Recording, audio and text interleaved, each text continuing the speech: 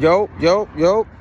So like a big thing I've been talking about lately is trolls, and how when you are working on, because everybody's working on fame, everybody's working on money, everybody's working on success. But when you get up to these levels of success, when you get to these levels of achieving the things that you want to achieve, what happens is you pray for rain, you get the mud, is the saying that I always like to remember. What happens is um people get jealous of that. People get jealous of that. People have opinions about that, because now you're becoming public. You're becoming somebody that people focus on, and that's the first thing with like social media. With social media, there's attention that's being put on you. People are paying attention to you.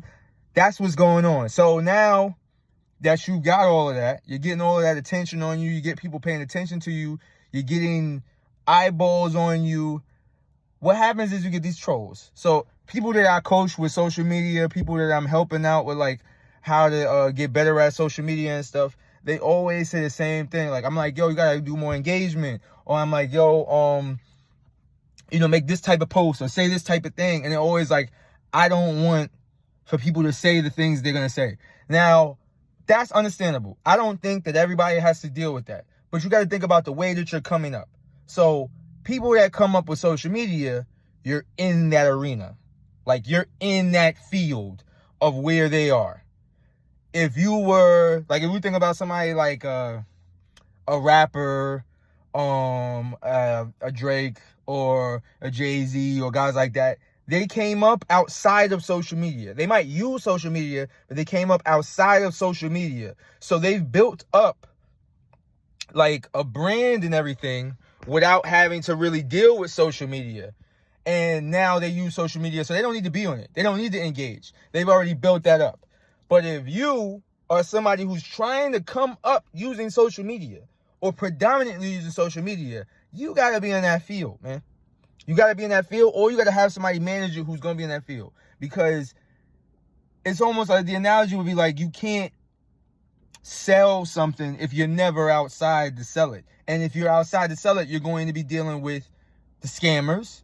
You're going to be dealing with people who got something to say about your brand, hating on your brand. You're going to deal with all of that. So it's like you're going to have to make a decision on what you do.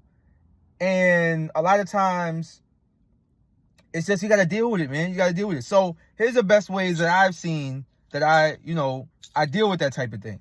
The first way is you basically kind of like you argue. You get in there and argue. That's me. I'm an arguer, right? I like to debate. I like to talk.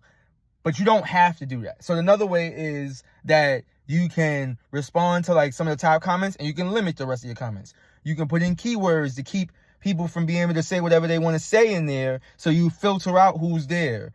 Or you can just not talk to anybody at all. Now, if you just not talk to anybody at all, what's going to happen is you're not going to build as much of a community. I saw a guy talking about it recently, and he was talking about how like his page failed because he never built any community at all. And that's just the thing with this. So there's other ways. Really, I would say think of it the same way you think of one-on-one, like or in public. People separate social media too much from what it actually is. It's just a virtual form of everyday life. So the same way you would talk to people and the same way you would deal with that in real life is the same way you deal with it. It's actually easier because you're not face to face with people. It's just the words are worse because you're not face to face with people. People have more of an inclination to talk crazy because they're not face to face with you. So the way that you deal with that is just by treating it the same way. Like, you go through life every day with haters out there and all types of stuff, and you deal with it. Do it the same way.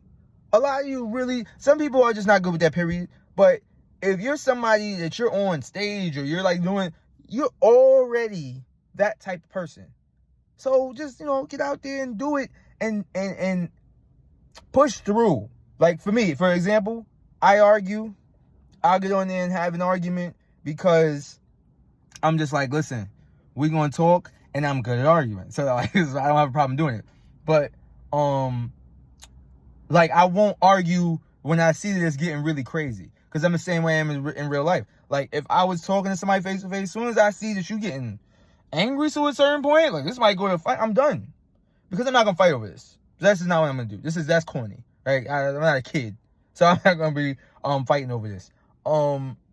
Yeah, so that's the way I deal with it. Other than that, it's like we can have healthy conversation. I don't call you out your name. Once we start doing that with me, I'm good. I don't block people, but you can do that. Like, you can block people, you can do all of that. So don't look at it as something that's just so crazy and put it on this crazy pedestal. Just understand you got this, all right? And, as usual, keep going.